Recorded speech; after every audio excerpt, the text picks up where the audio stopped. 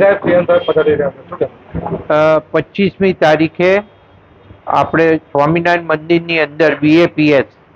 જે પેટલાદ રોડ ઉપર આવેલું છે એની અંદર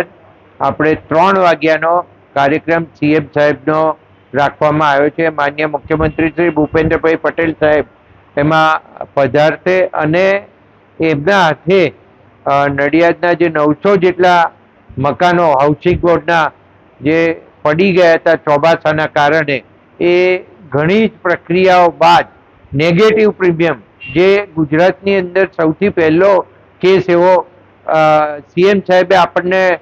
સોલ્વ કરી આપ્યો કે આ 900 મકાન ધારકોને આ 900 મકાનો મળવા માટેનું જે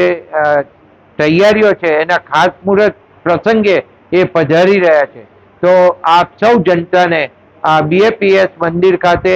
25મી તારીખે 3 વાગે સૌને પધારવા માટે મારી વિનંતી.